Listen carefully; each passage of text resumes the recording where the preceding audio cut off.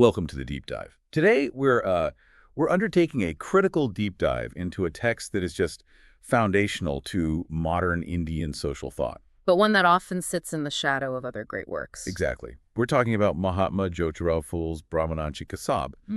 And for you, our listener, this text, it was written around 1869, is often cited by historians as a true inflection point. It really was. And crucially, that title. The title itself delivers a punch. Brahmananche Kasab translates pretty directly to the cunning of the Brahmins. And that translation is absolutely essential because it sets the confrontational tone immediately. We're diving into a text that wasn't just, critical. It was engineered to be a religious and social awakening for the laboring classes of Maharashtra. So our mission today is to distill quickly and clearly why this book was such a watershed moment. Okay. And show how Phule surgically exposed what he defined as the deceit, hypocrisy, and superstition that was, maintaining the status quo. Okay, let's unpack this then. Phule wasn't interested in just gentle reform. Not at all. Our sources make it clear he was launching a direct assault on the institutional use of religion. So what was the central, explosive thesis of this work? The central thesis was that the religious establishment, the Brahmin class, was utilizing religion not for its stated social purpose, but really for their own self-interest. So a monopoly. He argued they had weaponized faith to create an economic and social monopoly. Yes. Wow. And his philosophical goals were, revolutionary for the 1870s. He aimed to instill rationalism, freedom of thought, and the spirit of truth-seeking across society. And this text, it was more than just a book. Oh, absolutely. This text served as a fierce early voice against superstition and what he labeled religious slavery. It was, above all, the ideological blueprint for the organization he founded. The Satya Shotak Samaj. The Truth Seekers Society, exactly. This is its foundation. And what stands out immediately in the sources are these really uncompromising philosophical anchors. Phule didn't just critique the system. No, he offered a completely alternative path. Right. He declared, famously, that knowledge is not a monopoly of any caste. Exactly, and that's key. He didn't just target the social hierarchy. He redefined religious devotion itself. How so? He completely flipped the established script of blind faith of Shraddha, arguing that, and this is a quote, true devotion is education and thought, not faith. So it's an active process, not passive belief. Precisely. This is so important. He wasn't advocating atheism. He was arguing that genuine religious duty was human service, manav seva. Okay. If a system of faith did not lead to human welfare, in his view, it was inherently corrupt. End of story. That reframing of duty as manav seva. Yeah. That's the engine driving the entire critique. Yeah. But here's where it gets really interesting. The execution. A philosophical treatise is useless if it only speaks to scholars.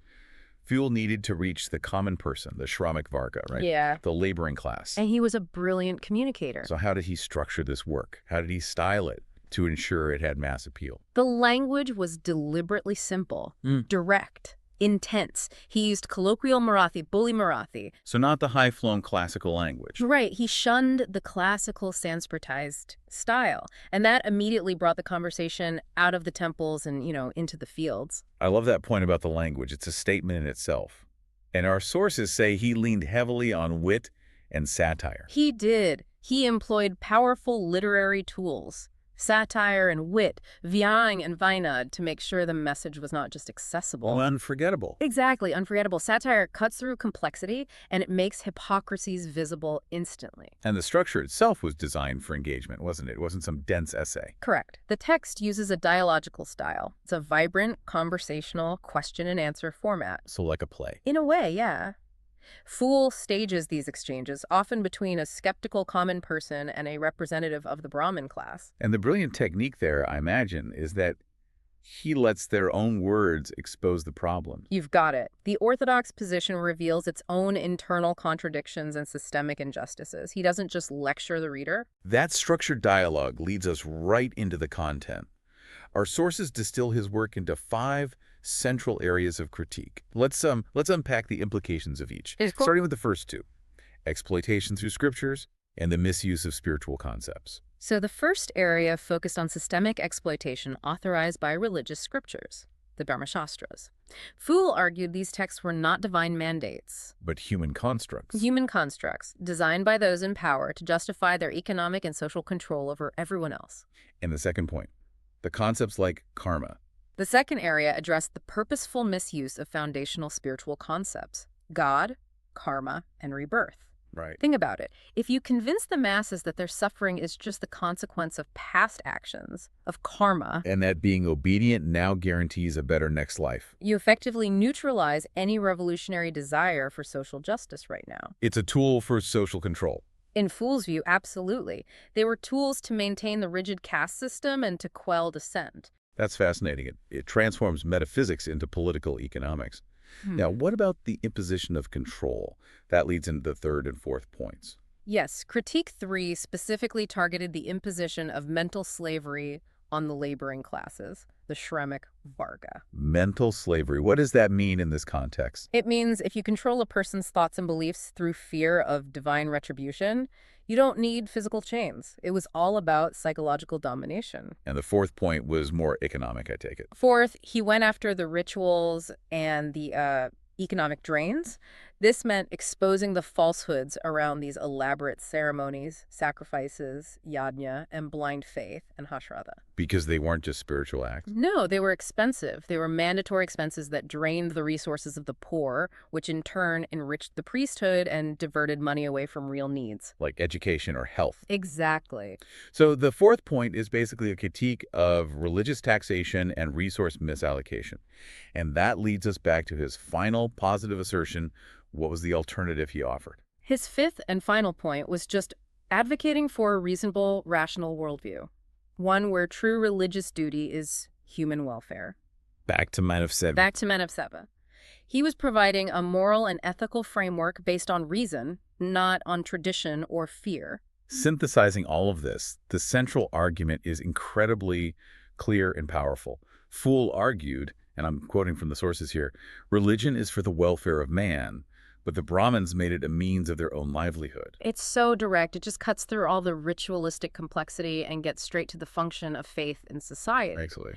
And if we connect this to the bigger picture, the historical significance of Brahmananche Kasab is that it served as this brutal, honest mirror to society at the moment it was published. It forced a confrontation. It forced an unavoidable confrontation about social roles and religious definitions. It didn't just criticize. Now, I have to imagine a text this aggressive would draw intense criticism. You mentioned earlier that some scholars thought Phule's style was too harsh. They did. Why do our sources call it a structural strike instead of just, angry writing? What did that look like? That's a crucial distinction.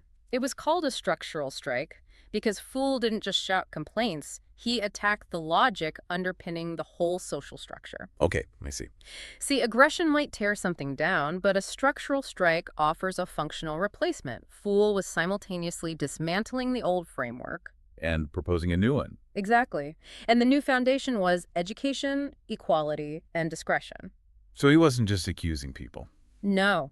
He argued the book wasn't just a collection of accusations. It was intended to be a lamp of discretion, of vivek, to guide people toward rational thought and away from the mental bondage that kept them trapped. That focus on vivek, on discretion and critical thought, that became the bedrock of everything that followed, didn't it? The legacy is undeniable. This book provided the crucial ideological foundation for the Truth Seeker Society, the Satyashodhak Samaj. Absolutely.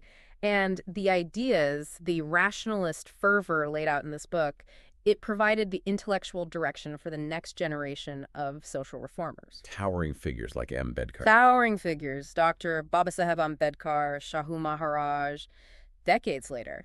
The very notion that true service lies outside of ritual and inside human welfare is an idea that defines so many of the social justice movements that followed. So to summarize the ultimate conclusion from our sources, Brahmananche Kasab is really a declaration of social and religious independence. That's a great way to put it. It opened the way for freedom of thought, for secular reasoning, and for universal education in Indian society. It just shows the profound power of critique when it's delivered in the language of the people. And the final takeaway message from the sources remains fiercely contemporary, I think. It's a universal moral lesson. Which is? Don't enslave man in the name of religion. Education, truth, and humanity is the true religion. That definition just strips away all the historical complexity, doesn't it? It leaves only the pure prescription for a humane society. It does. We've learned today that Phule advised, the truth seeker should respect discretion, vivek, not fear God. It's a powerful mandate for self-responsibility and rational action. Mm-hmm. And we want to leave you with a final provocative thought built directly on this concept of Vivek. In your own daily life, what practical steps can you take this week to intentionally prioritize discretion and rational thought over inherited fear, habitual behaviors, or, blind faith? That's something to really think about. It is. That's something to carry forward until our next deep dive.